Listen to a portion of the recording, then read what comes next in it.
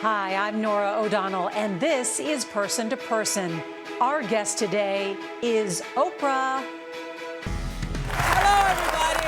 Oprah Winfrey is a powerhouse and media icon, hosting The Oprah Winfrey Show for 25 years and interviewing more than 37,000 people during the show's run. She is one of the most influential and famous people in the world. Oprah retired from her daily TV show in 2011, launching her media empire, which now includes the Oprah Winfrey Network, O Magazine, Oprah's book club, and lifestyle website, Oprah Daily. She's also an author. Oprah has written over a dozen books about self-care and healing. Now she's coming out with a new book with Harvard professor Arthur Brooks called Build the Life You Want: The Art and Science of Getting Happier. So we visited Central Park. Those are the things that make you the happiest. They make me the happiest, bread and trees. In a cafe in New York City for an intimate person-to-person conversation about the road to happiness.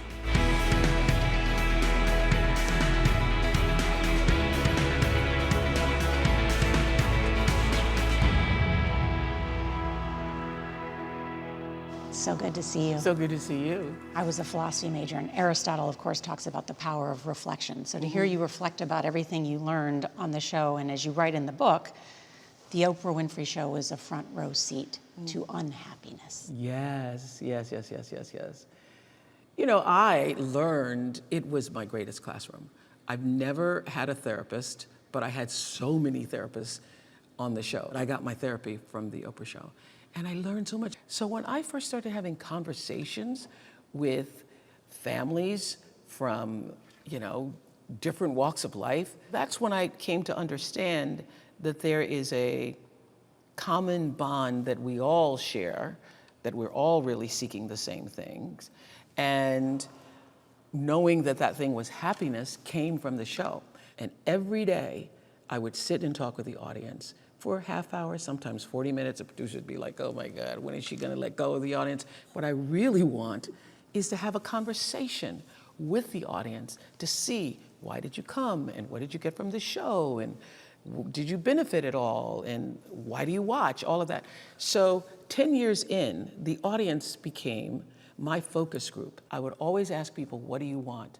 What would it take to make you happy? And most people, when I say, what do you want? They just say, I just want to be happy. Tell me what that looks like. And as the years progressed, women were more able to identify what that specifically was. But when I first started asking that question in the mid-90s, they would always just say, well, I just want to be happy. I just want to be happy. Well, what does that look like? Define it. Define happiness. Define it. And what I realize is that most people have never defined it. And then they'd say, well, I want my kids to be happy. Well, that's your kids, but what do you want? And so being able to answer specifically what that looks like for you is the beginning of being happier. I used to always think that I would be happy going to Broadway, because I thought that's just the natural progression. You gotta do Broadway. Mm-hmm. When the show ended, I was like, gotta do Broadway. And I remember the Tony Kushner sent me a play. I've never shared this story. And after a while, I started to realize I really don't know how I'm gonna do this play every night for 8 shows a week. I don't know how I'm gonna do that. And I don't even love the play as much as I love the idea that it was Tony Kushner and the idea of being on Broadway. So I then really started to examine for myself, what would that look like for me being in New York? Where would I walk my dogs? Where would I live? Where would I go to the grocery store? If I can't be surrounded by the park, how am I going to really exist? Just getting around the city was always overwhelming for me. Yeah. So I made a conscious choice for my happiness early in my career that New York would not be the place that I would seek. My dream was Chicago. And so the very idea of being in a place where I felt like I could take roots was what I was looking for, to make myself feel secure, solid confidence. So on that, in terms of what you said, the defining happiness, because that's part of, I feel like, what this book does in the beginning is exactly what you just said. It said, happiness is not, I want to be happy. You got to, what is it? Yeah. About What does happiness? it look like for you? So how do you define happiness? Well, you call it happierness. Yeah, I call it happierness because, as Arthur explains in the book, none of us can be happy all the time. But I will say that I have reached a level of enjoyment, contentment, satisfaction, and purpose that I'm pretty much happy all the time, even though I have negative feelings. And one of the things I think that he expresses so well in this book is being able to identify your negative feeling versus believing that that is a constant state of mind for you, or happiness or unhappiness. So the fact that I have a bad emotion or bad feelings, but can observe those feelings and then change them. You wrote in the book that the heart of the Oprah Winfrey show was that it was a classroom. Yeah. And I think the heart of me is really a teacher. One of the big lessons I learned from the show was this, that after every conversation, no matter who it was, in one form or another, that person would say, how was that? Was that okay? That happened the first time Beyonce taught me to twerk. Yes. At the end of it, she handed me the mic and she goes, was that okay? I went, you're Beyonce, it's very much okay. I learned to twerk. And then it happened when I was interviewing a father who had abused his children. At the end of it, he goes, was that all right? Obama's like, it's good, it's good. Yeah. And so what I started to see was that there was this thread that connected all of the conversations, and that what people were really saying, they were looking for a validation, like, was that all right? Did you hear me? And did what I say matter? And I could tell you after every interview, I'm sure it happens to you in one form or another, people are looking to say, was that okay? Why do you think we're in a happiness slump in America? Ooh, I will tell you, one of the most profound reasons, I think, is because everybody is looking at other people's social media, what they believe to be other people's lives, which is only a snapshot of other people's lives, and feeling envy about that. And one of the things that Arthur and I talk about in this book is that envy is the great destroyer. The happiness killer. It is the happiness killer. And so anytime you're looking at anything else with envy, you have already killed your own happiness or your ability to be happier in that moment and probably in moments to come. So I, coming from where I've come from, rural Mississippi, never imagining the life that I have, for a long time, I have felt that I had enough, even though I kept getting more. But inside myself, I feel that I am enough, which is one of the great lessons. What is at the root of most people's dysfunction is that you don't think that you're good enough. You don't think that you're worthy. You don't own your own essence and your own power. You write, one must recognize that the person in control of your happiness is and forever will be you. Yeah. I wonder, how would you advise, given everything that you've been through in your life and talked about in your childhood, how does one take agency over their life and their happiness? Oh, I love this question.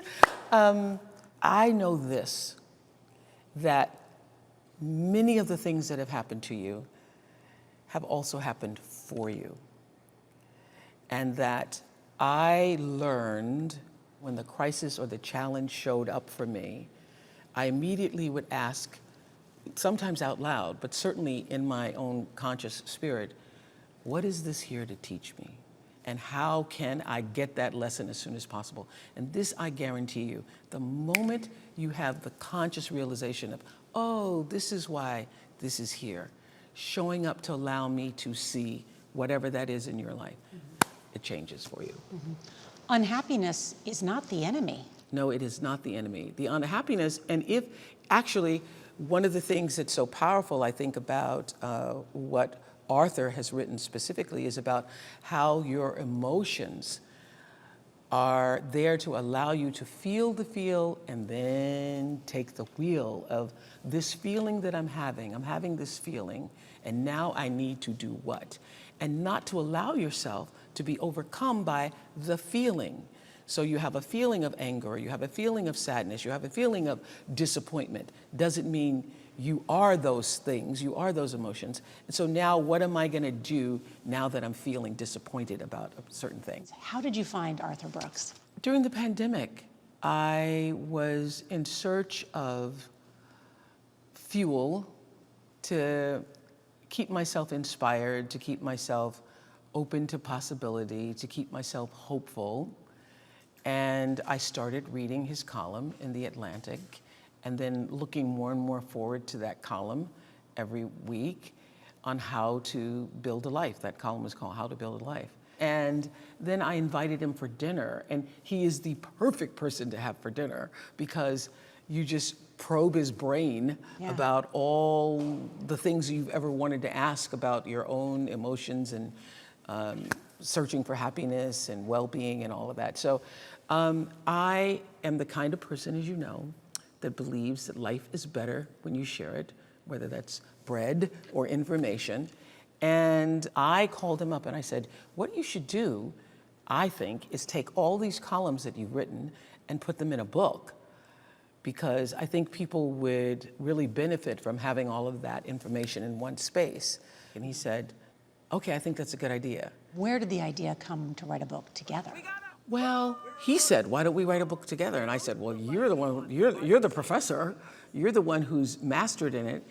And he said, well, you've mastered too. You just don't teach it in a classroom. And I thought, well, that is true. And so I agreed to do it for that reason. He said that when you called him, he was incredulous about, meeting him, talking to him. Really? Yes, he couldn't believe that That's Oprah so was funny calling still. Arthur Brooks. Yeah, and sometimes that happens when I call up people for book clubs and they'll say, no, it isn't. I go, yes, it's Oprah. Oprah calling. When we come back, Oprah tells us the ingredients to happiness.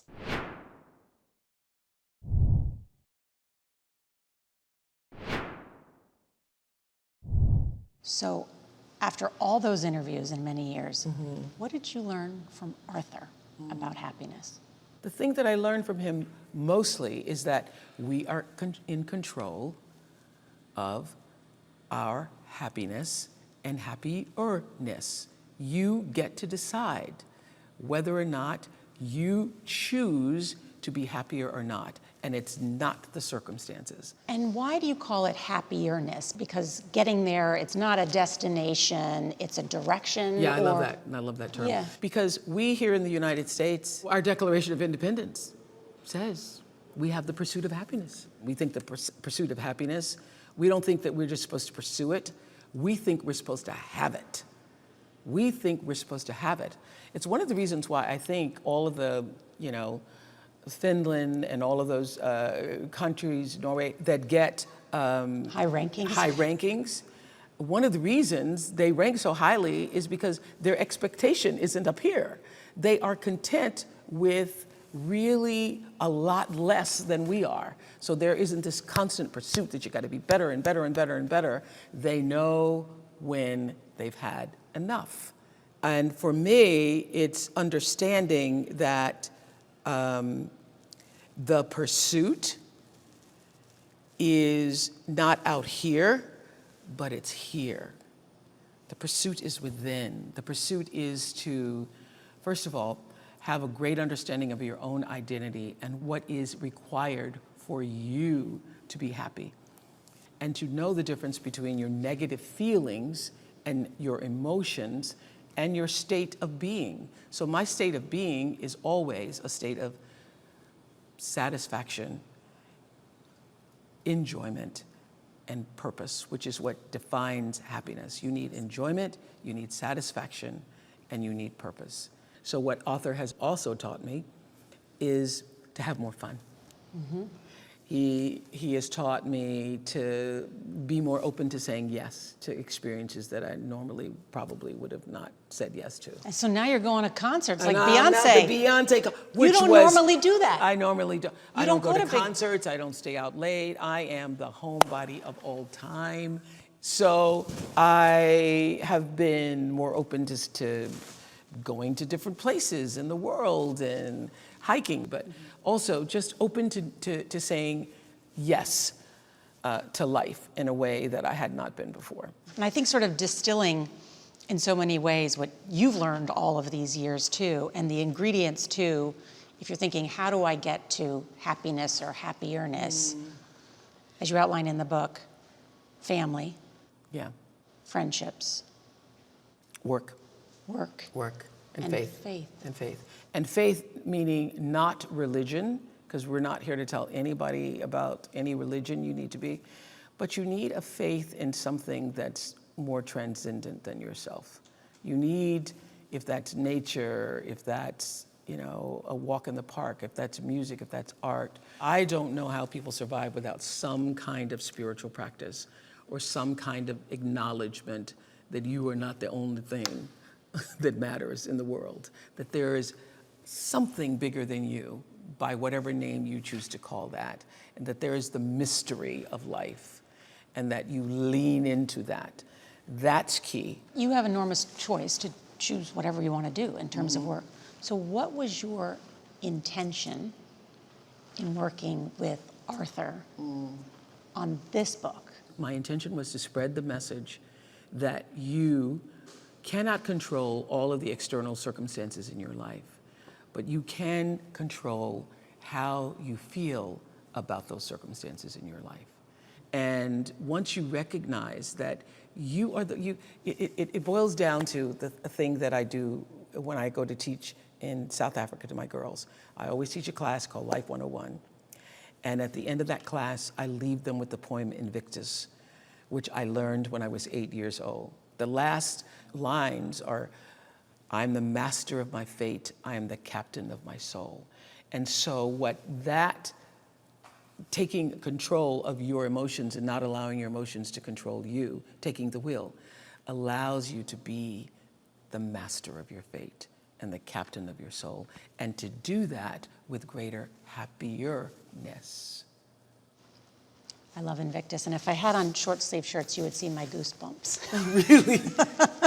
And why did you get goosebumps? I had written that down before many times, but to hear you say it, and also because the stories we learn as young children, and then the stories we tell ourselves, Yes. the songs and lyrics and poems and phrases and quotes that we repeat, what we tell ourselves becomes truth. Yes, yes. It was the very first, big person's poem that I memorized and then grew to understand what that actually means.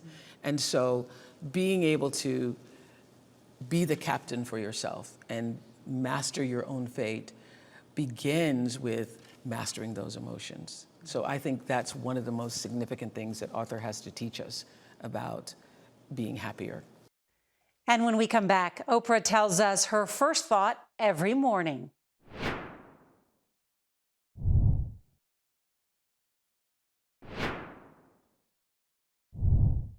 What makes you happy in your daily life? So many things. I have trained myself that the first thought is thank you.